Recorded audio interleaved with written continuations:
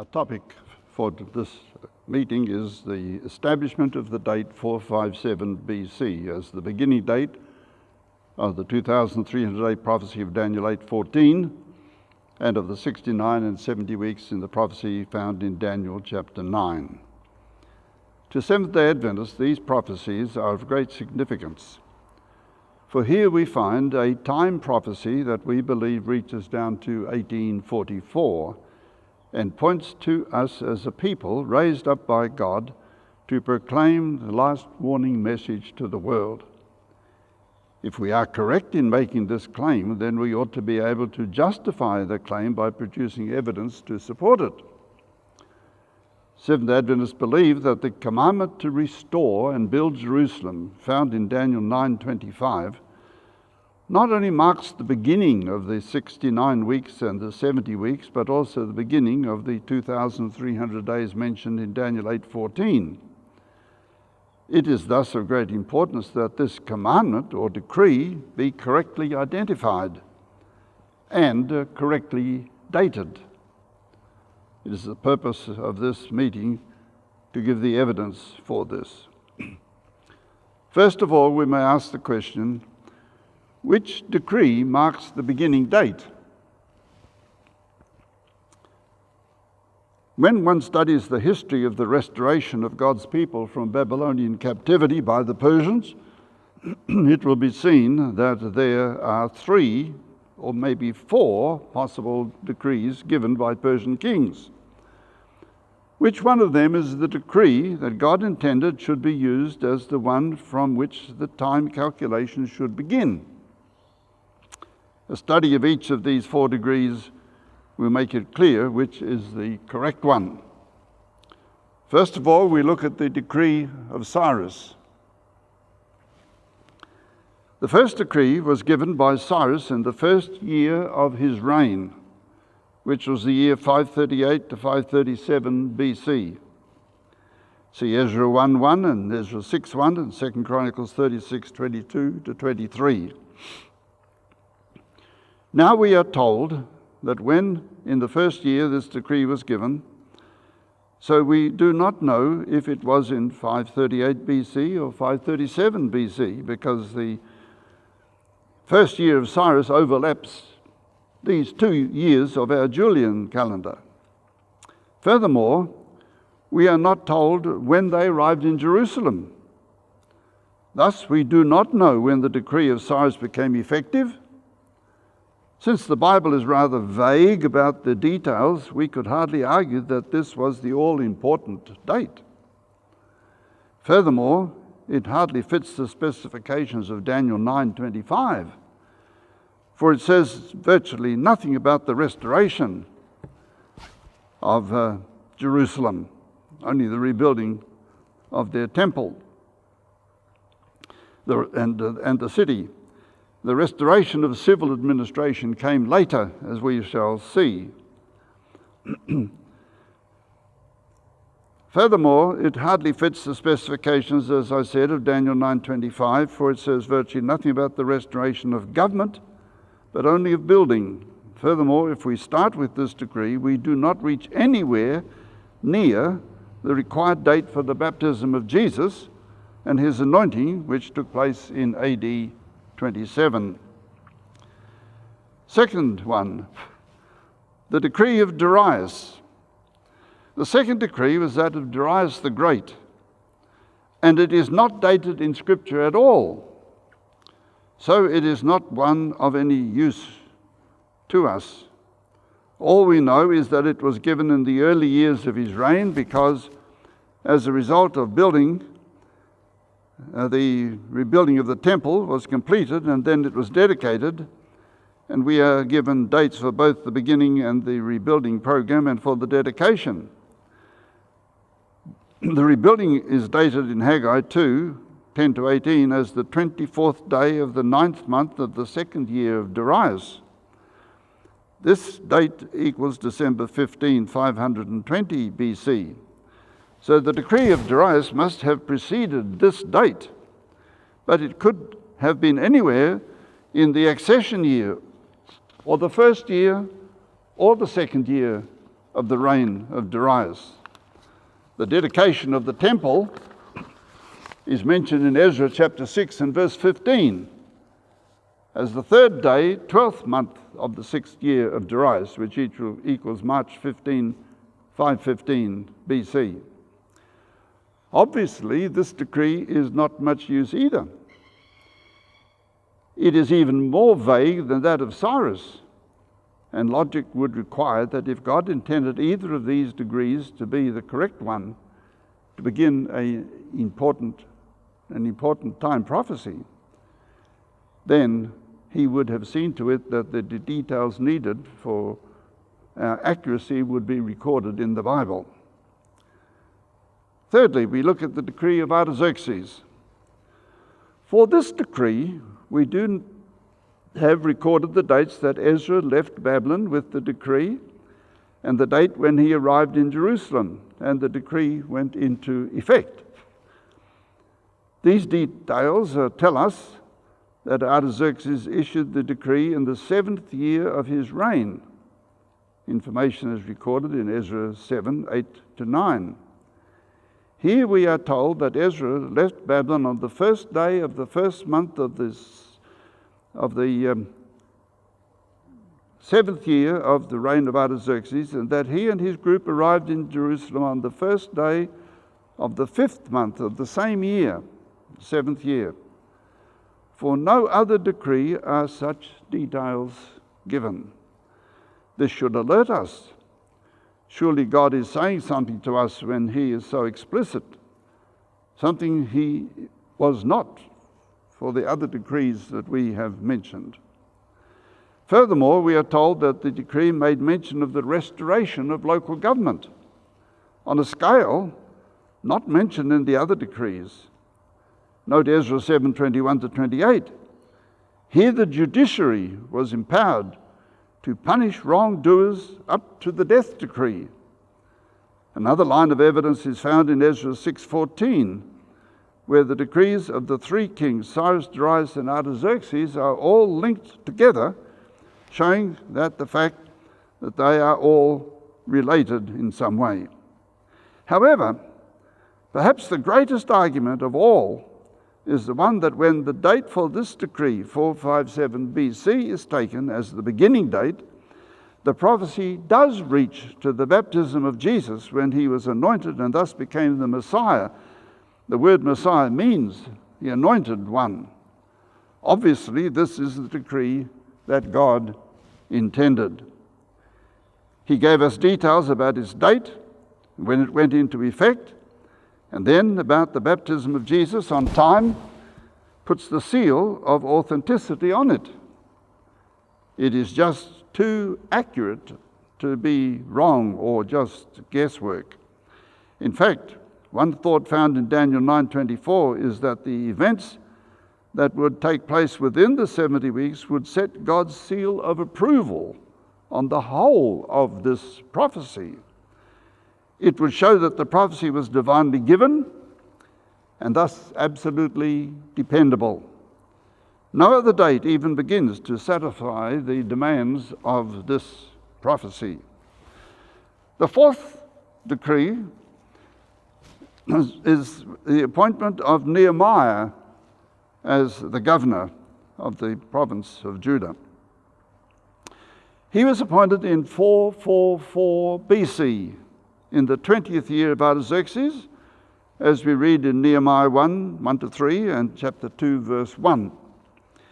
If anyone wants to take the date of this event as the beginning date, he would be a long way out for the date for the baptism of Jesus. It is true that Josh McDowell, a noted American apologist for Bible and Bible prophecies, takes this event as his beginning date, but he gives the wrong date for it anyway. And then he has a very strange and elaborate formula to arrive at the date which he gives for the crucifixion, which is AD 32. We cannot follow his methods, and his dates, as I said before, are incorrect anyway. The only conclusion then, therefore, is that the decree God intended is that of Ezra 7, the 7th year of Artaxerxes, which was 457 BC. It is true that some scholars have given the date as 458 BC, and we are aware of that. So we will now set forth to show that the date is actually 457 BC. In order to do this, we need to have a knowledge concerning certain tools of chronology. And I have here a list of tools of chronology which we'll run through briefly. I could spend a considerable amount of time giving more details about them, but time will not allow us to do that today. But first of all, we have the Korsabard king list, which gives a list of the kings of Assyria from way back in early dates down to 745 BC. The earlier information given on this king list is not considered to be too accurate, because some scholars have argued that the Assyrians were trying to prove how ancient their civilization was. And we have no way of confirming some of the accuracy of those dates. But then we have another one called the Sdas king list. Now that should alert Adventists, because SDA stands for Seventh-day Adventists. And that is exactly what this 4 letters means. SDA's king list. Did you know that the Seventh-day Adventist Church is in possession of one of the best chronological tools for the ancient period of history of the Assyrians particularly? It's exactly the same as the Korsabard king list, but it has 2 extra kings on the end of it that are not on the Korsabard list.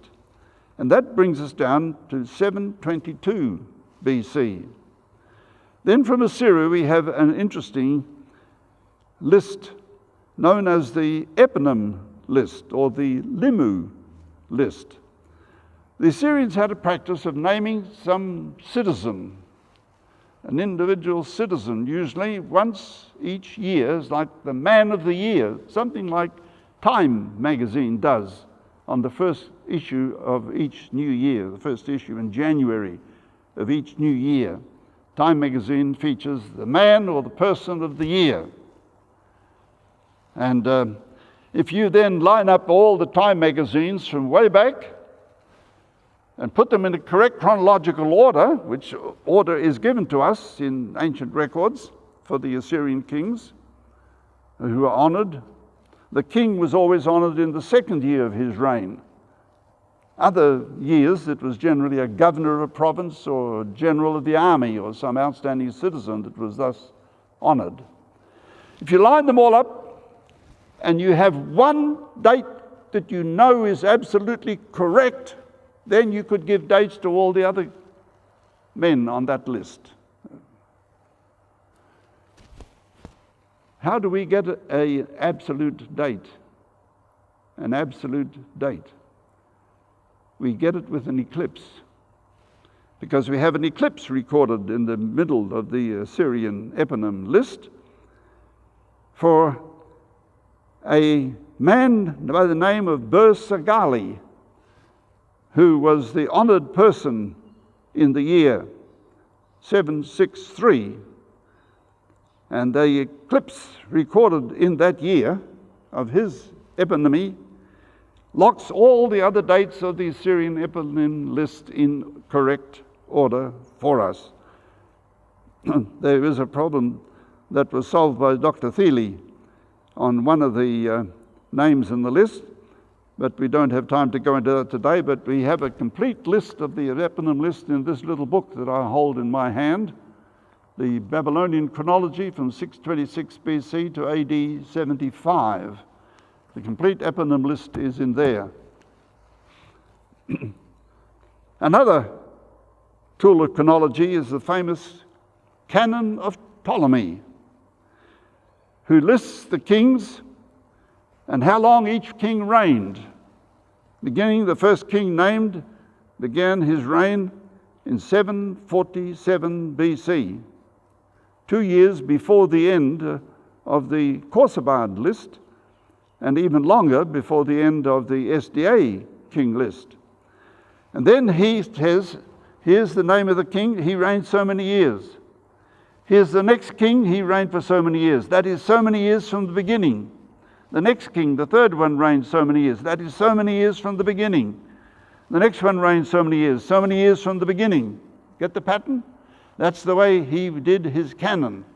And then halfway through it, he broke it off and started again on another sequence of a similar kind, and takes the names right back down to AD 161, according to Thiele's book, the Mysterious Numbers of the Hebrew Kings, a copy of which I have in my library.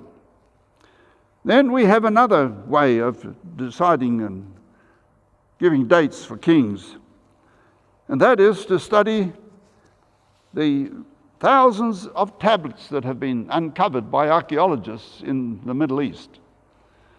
You see, every document that was produced, every receipt that was given, every letter that was written and had a date on it, was dated according to the reign of the current king.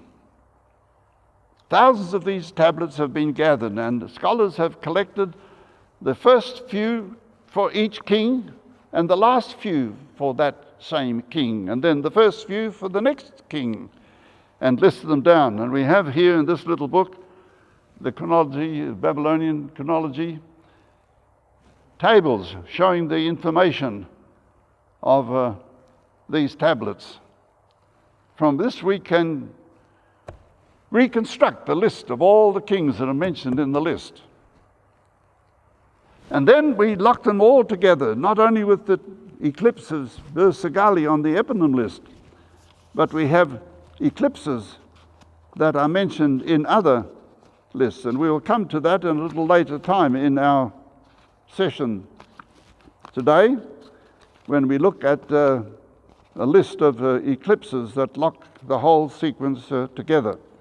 But first of all, we need to establish the kind of reckoning that these people used for their kings and the types of calendars that they used, because they did not use the Gregorian calendar or the Julian calendar, which is now in current use in most of the world, starting with January 1 to December 31. Many ancient people used a calendar known as the spring to spring calendar. Now, spring to spring is a season of the year. But remember, we are dealing with countries that were in the northern hemisphere. So when I talk about a spring to spring calendar, I'm talking about spring to spring in the northern hemisphere, which is different from the spring to spring of the southern hemisphere, different by 6 months. Because when we're having summer down here in Australia, they're having winter up in the United States and in Europe. So bear that in mind. The spring to spring calendar is offset approximately 3 months from the Julian calendar. In other words, it usually started around about the end of March, early April. That was the beginning of their spring to spring year. So when we have a look at the chart on the screen here, you see the Julian calendar, our calendar, at the top.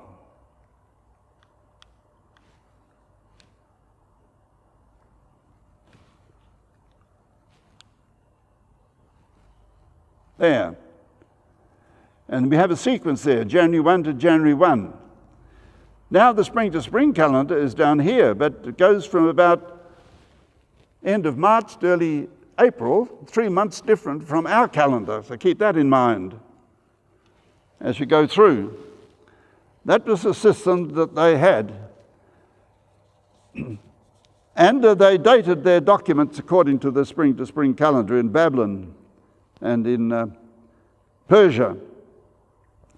They also used the spring to spring calendar for the religious year of the Jews.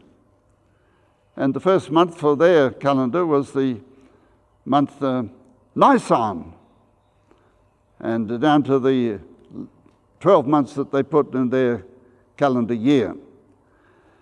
Now, if the spring to spring calendar is used for Ezra 7, then we do get to the year 458 BC as the date for the decree. However, we know that the Jews also used a fall-to-fall or autumn-to-autumn calendar. Fall-to-fall is the American expression. We say in British-speaking countries autumn-to-autumn.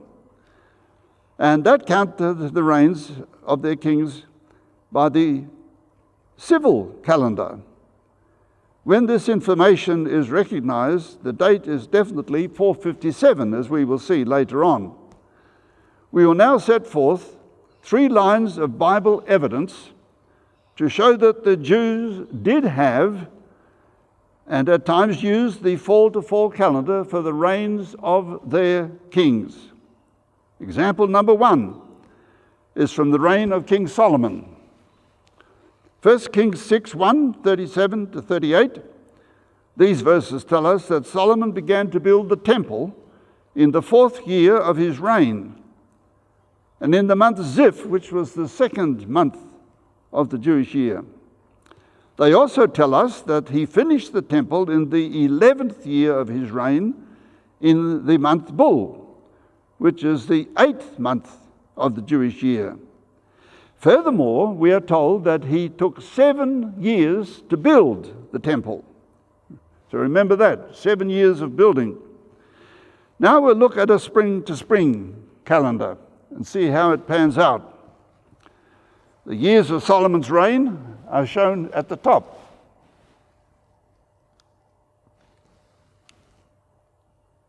There we have it.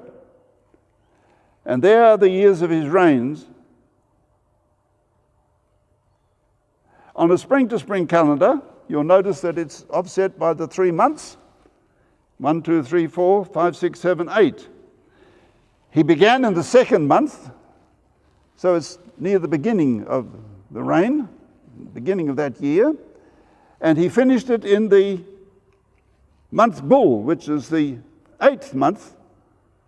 The temple was completed, and it was in the 11th year of his reign. But as we look at the spring-to-spring year, we find that he doesn't take 7 years, but it comes to 8. You notice that? A spring-to-spring year, 1, 2, 3, 4, 5, 6, 7, 8, where the word Bul is, that is the 8th year, the 11th year, 8th month of the 11th year. So that doesn't fit what the Bible says. The Bible says he was 7 years in building it. So now we'll have to have a look at the relationship between these 2 calendars. See how they fit together with each other. In order to understand this, we should see that notice that the spring-to-spring calendar is the calendar that decides the order of the months. And to make it simple, instead of giving all the names that they used back in ancient Babylon or Persia, or even the names used by the Jews to name their 12 months, we will just number them 1 to 12. First month is number 1, number 2, number 3, as we sometimes talk in December, down to December in our calendar, number 12. Now, the spring-to-spring calendar is offset by 6 months from the spring-to-spring calendar. Here we see it on the screen. There we have month 1 to 6. But the first month of a fall-to-fall calendar is actually month number 7.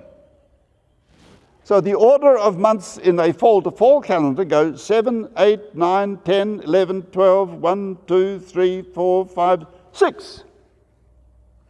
And you might think, well, that's confusing, but it's not confusing. We here in Australia have 2 calendars. We have our Julian calendar, January to December. And you can number the months 1 through to 12. But we also have a financial calendar, don't we? And our financial calendar starts with which month? July, and ends in June. And July is our 7th month. Same pattern. It's a little bit more complicated for our folk across the ditch in New Zealand, because their financial year starts the 1st of April and ends on the 31st of March. So they're not quite the same as what we are. But here in Australia, it is easy to see the link between our financial year and our calendar year. The same thing applies here with the spring to spring and the fall to fall calendars of ancient times. Now we need to take this example of King Solomon and see how it works out when we do it on a fall to fall calendar. So now we will see it. Here is the fall to fall calendar, and here is an expansion of the 4th year when he began to build, and he began to build in the 2nd month. So there it is, near the end of the 4th year. I'll have to just show you from here. There's the 8th month when he finished it, and it's near the end of the 11th year. And when you work that out, 1, 2, 3, 4, 5, 6, 7 years in building. So when they talked about Solomon's reign, the scripture verses that we referred to are using the fall to fall Jewish calendar for their king. They used the spring to spring for their religious activities in the sanctuary and in the temple, but for the reigns of their kings they used the secular calendar, fall to fall. Now we have a second example of their use of this calendar, and that is the example from King Josiah, found in 2 Kings 22:3 and 2 Kings 23:21 to 23. We read here that the priests found a copy of the law, that is, their scriptures, in the temple. They had been placed there and they were no longer being read as they should have been, apparently. And when they read it, they took it to the king and read it to the king. And when the king listened to the reading of this Bible, as we would call it, their ancient Hebrew Bible, he realized that they were not celebrating the Passover the way they were told to do it year by year. And so he gave an order to his servants to go throughout the length and breadth of his nation, all over the countryside, the towns, the cities, the villages, and to call all people together to put away their idols, break down their groves that they used to worship the pagan gods that some were worshipping, and to come up to Jerusalem to celebrate the Passover, because they had not been doing it year by year. Now this reform on a spring to spring calendar would look almost impossible, because we are told that the book of the law was found in the first of the year, first month of the year. Next one. So here's the first month of the year. And the Passover is held on the 14th day of the first month. So if they found the book of the law on the first day of the month, they would only have 2 weeks in which to do all the work of reform that the king had ordered them to do, to travel up and down the length and breadth of his country and all the villages and towns, and call the people to put away their idols, sanctify themselves, come up for the Passover, and all come up there and celebrate it in the same year, 14 days, 2 weeks at the most. That's if they found the book of the law on the first day of the month. If they found it 7 days later, they'd only have 1 week to do all the work of reform and so on. But when you look at a fall-to-fall calendar, here is the 7th month of the 18th year. Somewhere in here they found the book of the law. The king ordered the reforms to go into place and celebrated the Passover down there in the first month. So how many months did they have to do the work of reform and go up and down the length and breadth of the nation? About 6 months. That gives you time to do what you read that you have to do it according to the scripture that we have quoted. So the example shows us that they used a fall-to-fall calendar when they talked about the 18th year of King Josiah. Now we come to another very interesting example, that of Nehemiah. And Nehemiah was the king's cupbearer. What does that mean? It means that he was the one who had to bring the king his wine to drink. But the king would not drink it until the cupbearer had himself had some of the wine. Why? Well, if the cupbearer drank some of the wine and fell down dead with having drunk poisoned wine, the king would not drink it and save his life. So it was an occupational hazard to be a king's cupbearer. It's not a very safe occupation that you would want, because kings always were running the risk of being poisoned by some enemies back in those days, and sometimes they succeeded. Nehemiah heard some bad news. We heard bad news in the 9th month of the 20th year of Artaxerxes. And then we are told in Nehemiah 1:1-4 that he was sad in the presence of the king, Artaxerxes, in the 1st month of the same year. So he hears bad news. He's sad in the 1st month of the year over news that he heard 6, 7, 8 months later. I say that's like getting out of bed in the morning before you got into bed the night before. It can't be done. He has to hear the bad news first in order to be sad in the presence of the king a few months later. So the example of Nehemiah is a very clear example of the use of a fall-to-fall calendar. And proves to us what we have been looking at and seeing, that the Jews use these fall-to-fall calendars. Now, the interesting thing about this third example is that it shows that the Jews here were using their own fall-to-fall calendar. I hope you are listening carefully to this now. They were using their own fall-to-fall calendar when they spoke about a foreign king, a Persian king. The other examples we showed were dealing with Jewish kings. But here now we see that they were using a fall-to-fall calendar when they spoke about a Persian king. And that is important for our study. All this evidence is, of course, biblical, and some would argue that it is not very convincing. However, Dr. Siegfried H. Horn, under whom I studied years ago, and Dr. L. H. Wood, an older lecturer, did research work on certain papyrus manuscripts found in the Elephantine Island in Nile in the Upper Egypt area. These manuscripts were later rediscovered in a Brooklyn museum in New York.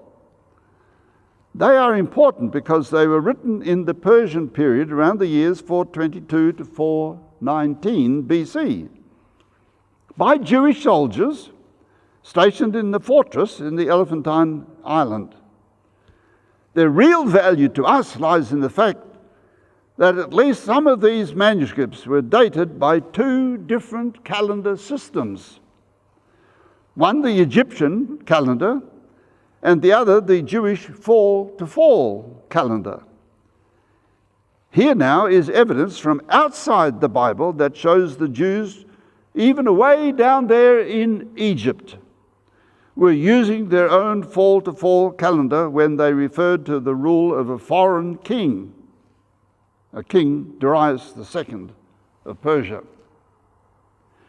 You see, the double dates given on these manuscripts on a fall-to-fall calendar synchronized. But if you look them at a spring-to-spring calendar, they're offset. They're not lined up together, they're offset like that. But they're on the same date given on these, has to be a fall-to-fall calendar. So we now have evidence from outside the Bible confirming the evidence that we have inside the Bible, that the Jews used this fall-to-fall calendar when they spoke about foreign kings.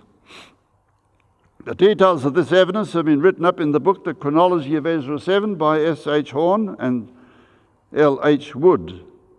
And diagrams in this book show the convincing evidence of this. Of special importance is Kraling Papyrus number 6. It is the key one that demonstrates that Jews did use their own fall-to-fall calendar when they spoke about a Persian king. Now then, we have established the kind of calendar that Ezra was using in Ezra chapter 7. It was the Jewish fall-to-fall calendar. Now we need to look at the 7th year of Artaxerxes and how it all fits together on a BC scale. Babylonian and Persian dating methods are important. In the time of the Babylonian and Persians, all events were dated in the terms of the king's reign. As we mentioned before when I talked about this little book on Babylonian Chronology.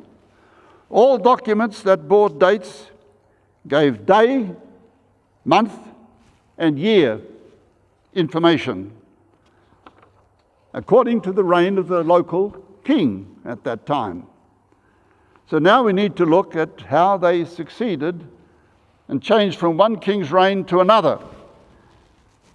You see here on the chart, here's an old king. We say, for argument's sake, that he reigned for 12 years and that in this year he died on this dotted line. The remaining portion of that year is called the accession year, AY for abbreviation, accession year. And the full calendar year following is number 1, number 2, number 3, number 4, number 4, number 5. They were not counting anniversary years like we do. They were counting calendar years. Now, it stands for a reason.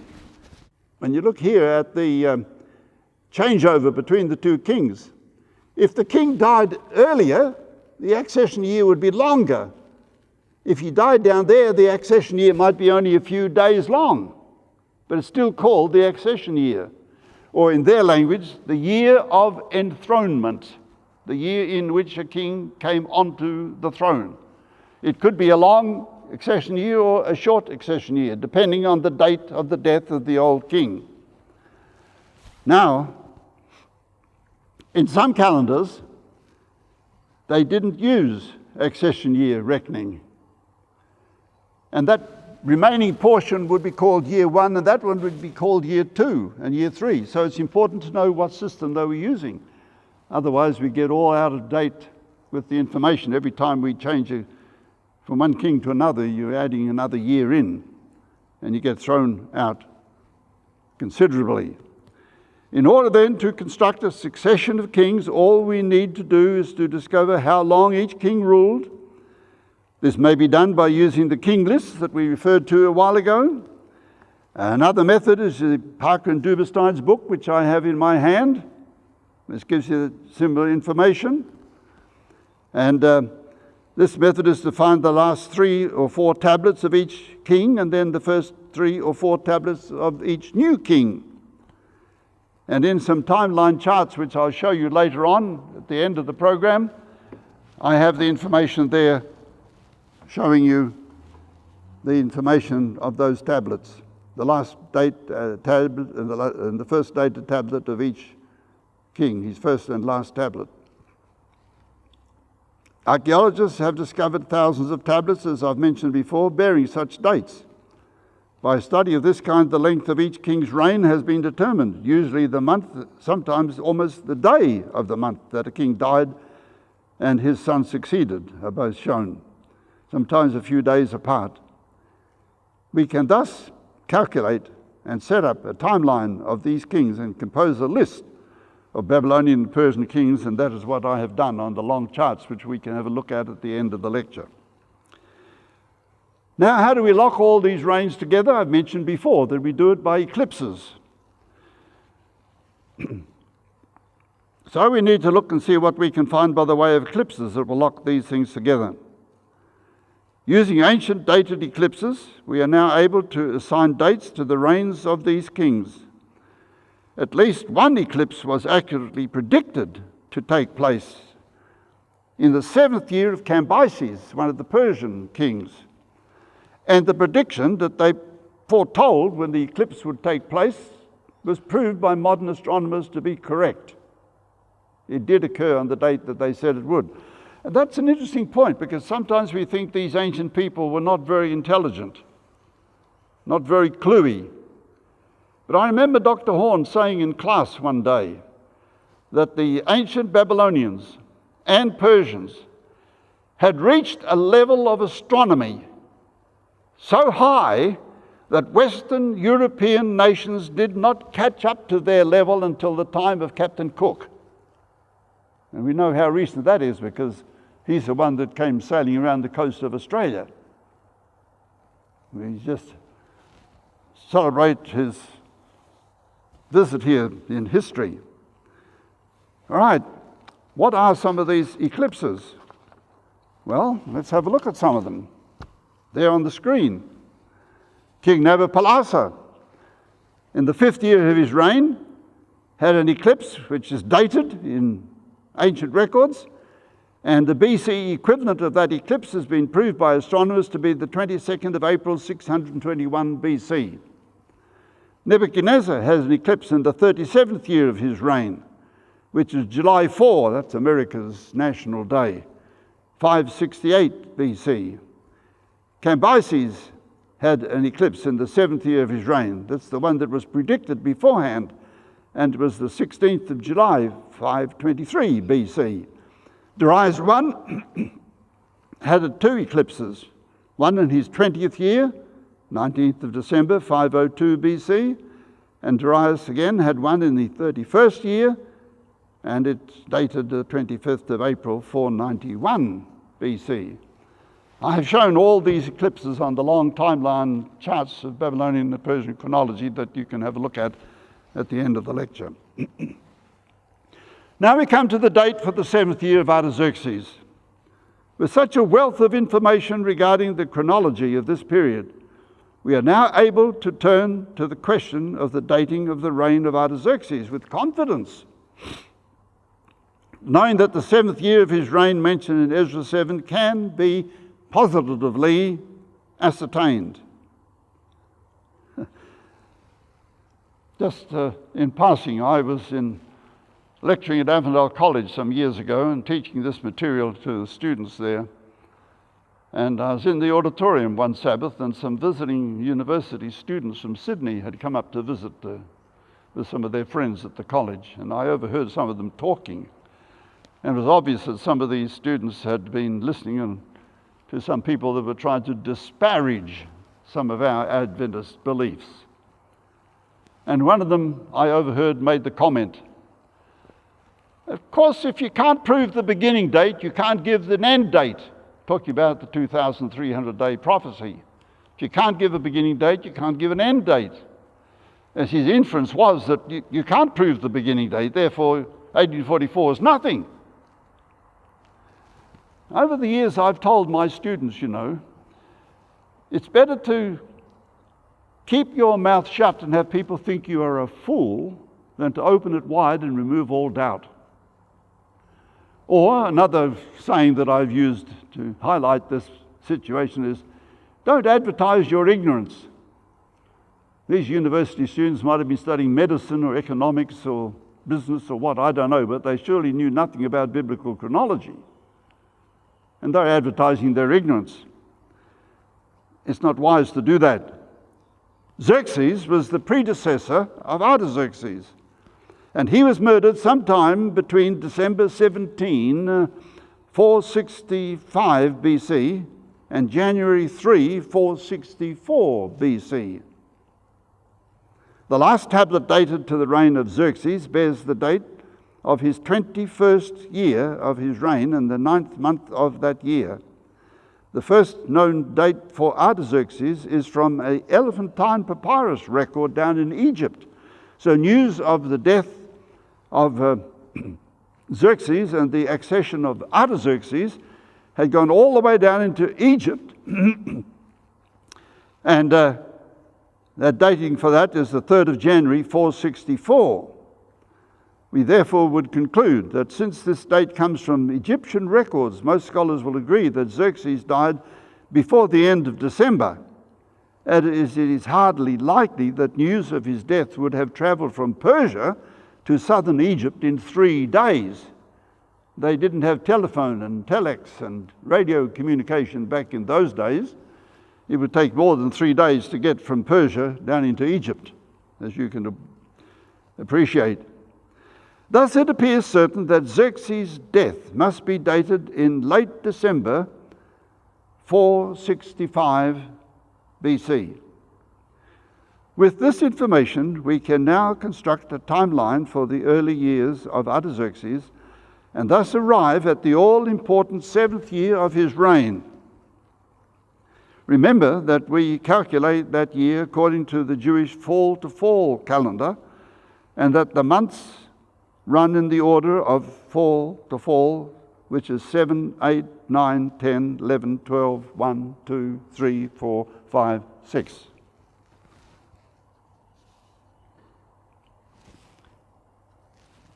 There we have it. So we have the death of Xerxes on this red line. He was murdered. And his remaining year is an accession year for Artaxerxes. And that is year 1 for Artaxerxes, 2, 3, 4, 5, 6, 7.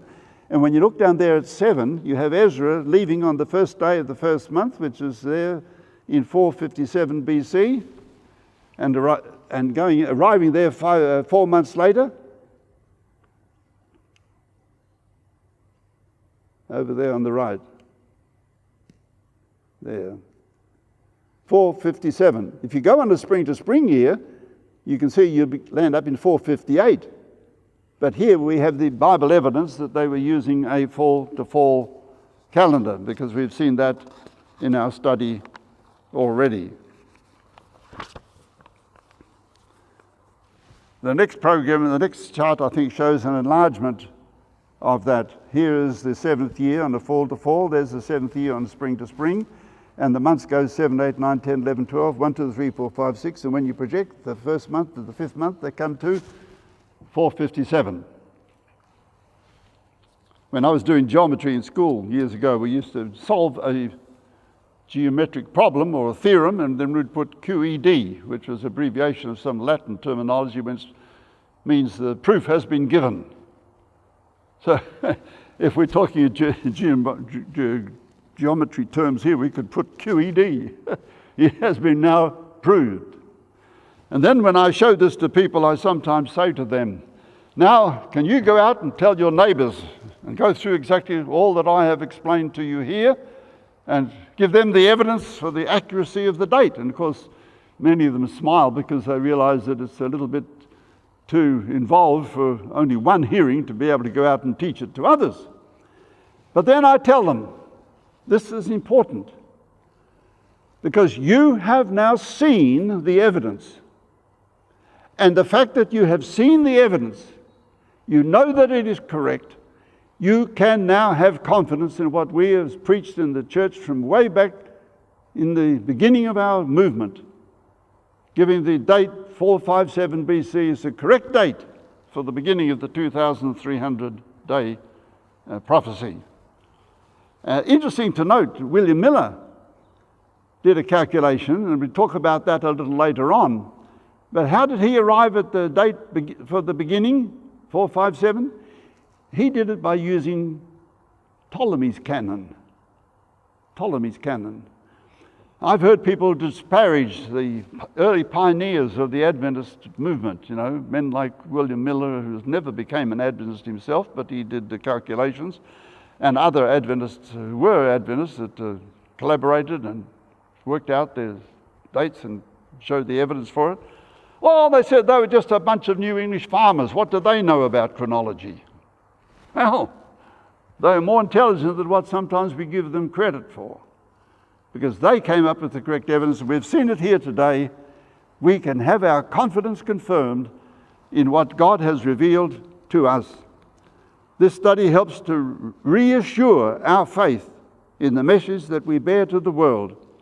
As the Apostle Peter declared in 2 Peter 1:16, we have not followed cunningly devised fables. May God grant that our confidence in the message he has given us to preach will be strengthened day by day, and that others will come to embrace the truths that we have in God's word. May God bless you all. Now we can have a look. Perhaps our technicians can show you the outline of the long timeline charts of Babylonian and Persian chronology that I prepared years ago. They are available. We're happy to put them up on the internet, and I make them available to my friends and anyone who wants them.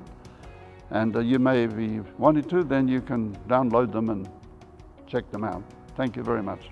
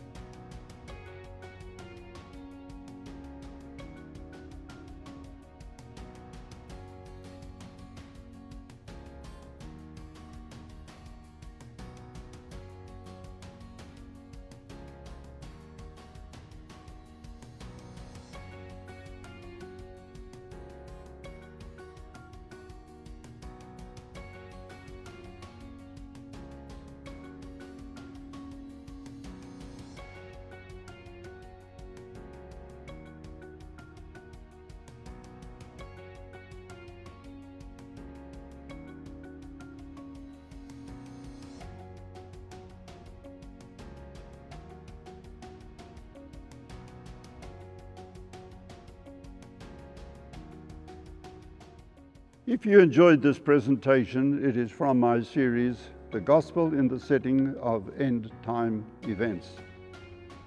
See all of these videos in the playlist shown now. Should you have any questions, feel free to contact your local Seventh-day Adventist minister or church. Please see the description below the video for more information.